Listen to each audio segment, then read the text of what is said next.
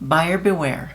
Let the buyer beware. But of what? How would you know what to be wary of if you're not in the market and don't know different complications or ramifications of different types of homes? So today I'm going to go through 5 different types of homes that I would either advise my clients to think twice about or hope that my clients didn't make a decision to purchase, because it really is just something to be very concerned about. This by no means is an end-all list, because there's multiple different homes that you probably should reconsider or do a little bit more exploration about, but these are the 5 that I have the most conversation with my buyers at any given time. So number 1, buying a home on a very busy street. Always traffic, always traffic. And I would say either front to or back to. If you're backing to a highway, that could actually affect a resale value by up to $20,000 to $25,000 in the future. Now, I don't know about you, but when I want to purchase a home, I want to think of the long term and what is this home going to do for me? The quickest way to build wealth is through real estate. So why not pick a home that's going to grow your money exponentially over the number of years that you're in the property? So let's just say you buy a home that backs to a highway. Even though the city's done all the major recourses, put up big walls, all the things, right? But you still hear that noise. So if you take that house and you put it into the neighborhood 5-6 blocks, you could probably increase the value of that home in some areas $20,000 to $25,000.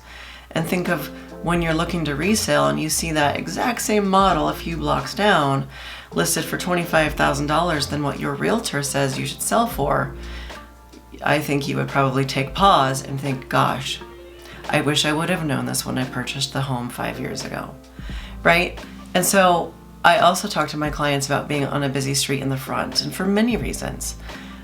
You may not have children now, but what if you want to have children? You're going to be constantly worried about that child getting out the front door. I mean, you're going to worry about that anyway, right? But it happens. What if you have a pet and somehow somebody leaves the gate open and that pet darts out to that front busy street? It really is a consideration. And what about getting to and from your home? I've seen people before have to just squeal out of their driveway. Peel out, baby. Just to be able to get onto the road to get to work. And I just think that it's something to consider. I recently was showing some buyers and they kept asking about this property that was on a very major road. And I said, are you sure you want to be on a major road? We cannot steer a client away from a location or a property for any reason. It's illegal, but it is our duty and our job to be responsible for our clients and explain what could or could not happen. And when I explained that to them, they thought, wow, we didn't really think all of the thoughts through. We just thought about, well, we're used to noise. We've lived in an apartment in busy downtown for many years, but it really isn't always just the noise factor to consider. So when you're thinking about making a move and a busy road is one of the considerations, I would almost think, is this really in my best interest in 5 to 10 years when I think about selling this property? Number 2, a home with a leased solar unit. I'm sorry, I am not a proponent of solar. We live in Colorado. Yes, we have 300 days of sunshine. Does solar really work for you? I don't know. I can't say with full education that I've sat down with somebody that sold solar, because I am actively against solar, and I'm sorry for that. I recently sold a property that had solar, and it was a 30-year lease of solar, and their payments were $150 a month to save $50. I think they got took. And I'm sorry again, I will continue to apologize to the people that are active proponents to solar. I think that if you're really just buying solar to do the environment a benefit, great, please do. I am not going to stand in your way. But if you're purchasing a home and you're putting solar on it and you're adding a 20 to 30 year lease, Don't do it. Are you really going to be in that home for 20 to 30 years? And as a buyer, purchasing a home now, you have to qualify not only for your mortgage, but now you have to qualify for that solar. So let's just say that you are purchasing a home with a solar lease and you say, okay, I'm okay taking this lease because this is my dream home. 3 years down the road, you get transferred. Now you're asking yet another buyer to take on that solar lease. I just can't agree with it. I don't see the savings. If you're spending $20,000 to $30,000 to place solar on your roof, to save $50 to $100 a month to math just doesn't math for me. The math doesn't work. And I actually excelled pretty well in math in high school, but I'm just telling you it just doesn't math for me. And somebody please call me out, tell me I'm wrong.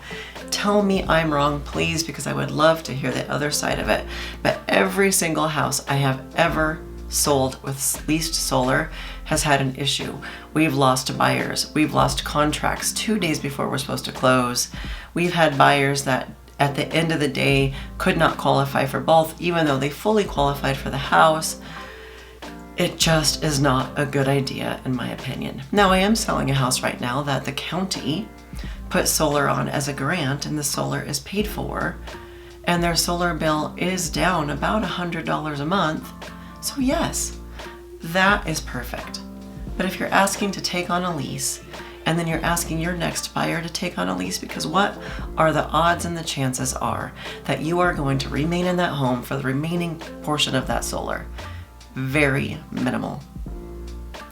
That's what it is. Number 3, a flipped home. Now there's reasons why a flipped home doesn't work for many buyers anyway.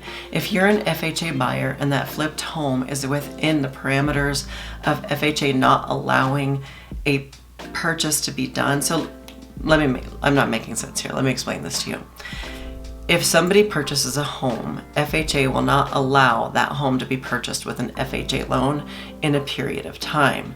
And so if you're an FHA buyer, you can't buy it anyway until that seasoning period ends. But that's not even the biggest issue. The biggest issue is, did the flippers do a good job? There are many, many opportunities out there where there are really solid construction crews that do a great job on these flips, but for the most part, most of those flips are done in a very quick manner, and they're not done well. You go in there and you can see so many flaws, and that should be your first indication that there's going to be issues with the property moving forward. I would say that if you're going to buy a flipped home, maybe do a little bit of research. Have your agent call the company that does the flip and ask, how many other homes have you flipped in the past 3 years, 5 years? If this is their first flip, I don't know. That might be a big red flag for me. What is their history? Do they have a contractor's license? Are they bonded, insured in that type of business? I just feel like there's so many issues with a flipped home that you just aren't fully aware of that I would probably stay away from. I love this house. Next one is a home with multiple major issues. Oh, that's a bottomless money pit. I get it. We're not in the market right now at the time of this recording that buyers have to waive all of their rights. But if you're walking into a home that has known electrical, known roof issues, known plumbing issues, and the seller is just obstinate that they're not going to do any of that work, I would be very leery to buy that home.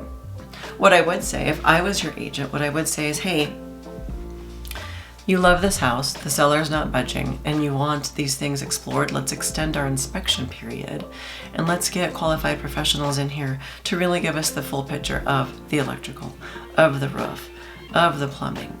Because if there's multiple, then we really need to understand what that looks like and what you're taking on as a buyer. Often, I'll ask the seller to provide a home warranty, but that home warranty only covers you for so much. It's not going to replace the roof. It's not going to replace the entire furnace. It will replace components. And so really understanding the full picture of that. So that's what I would suggest, is if you purchase a home or you fall in love with a home and you're under contract with one that has all of these major issues, let's do a little bit more exploration to really get a good idea. Now, I will say that an inspector does an amazing job looking at all of the surface concepts of the home, but they're not able to really truly give you that full picture. They're not electricians, they're not plumbers, they're not roofers. So if there's something that is a red flag, Hold up. let's do a little bit more exploration and see exactly what's needed in that property. And for my clients that want to waive sewer, please don't. Sewer scopes are $100 to $200 Sewer line video came back fine. to save you $10,000 to $20,000. Even in newer homes. I have a friend that's a realtor, and years ago he was selling his house, brand new house. I mean, not brand new, right? He was reselling it, but it was probably less than 5 years old. The sewer line under the driveway had caved. He didn't know. There was no known evidence of that. But then at the end of the day, had he been purchasing that home or had the buyer not done that, oh my gosh, it was probably a $10,000 fix.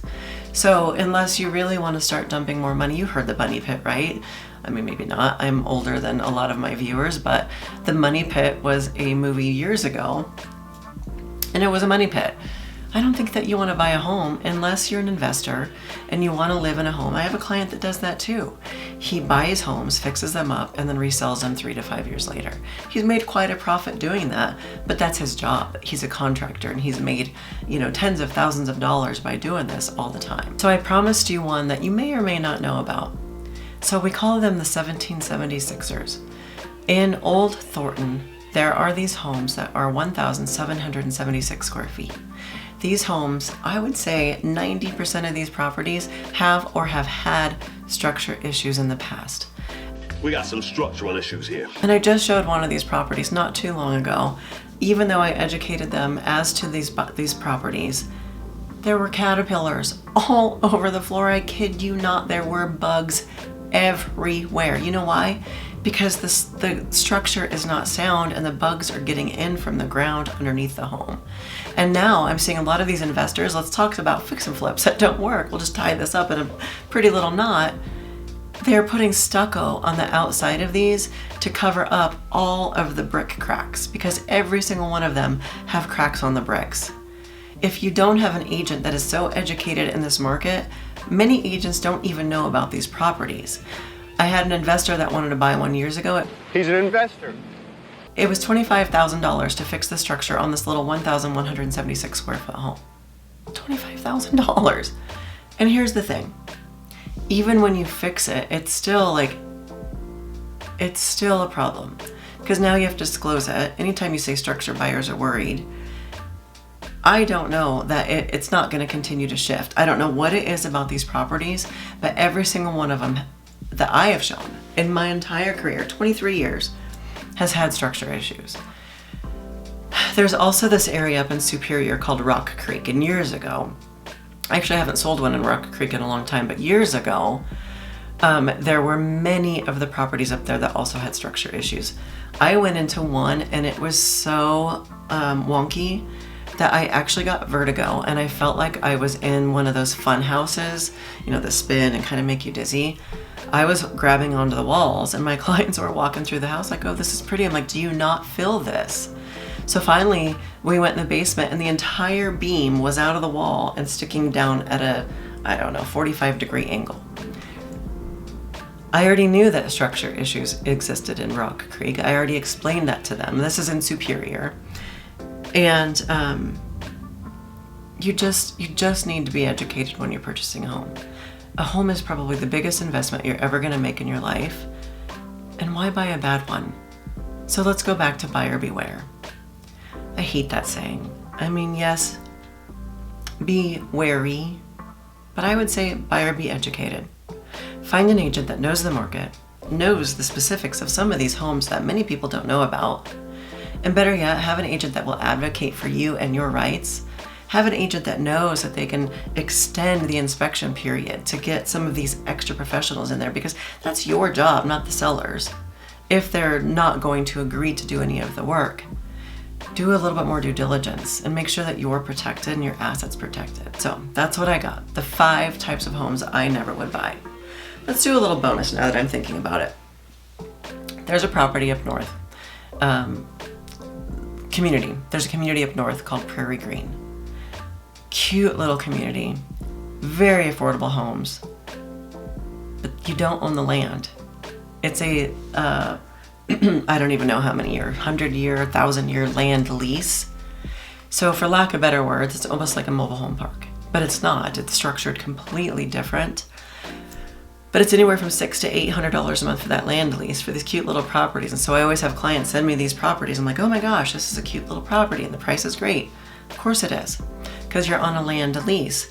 And that difference of that land lease could make you afford another, $50,000 to $75,000 home. So again, you got to know what you're looking at, and you really should probably be represented with a realtor that knows what you're talking about. And if you are moving to the Denver area, I am a local realtor and I would love to have a conversation with you. My number is below. So until next time, I'll see you then.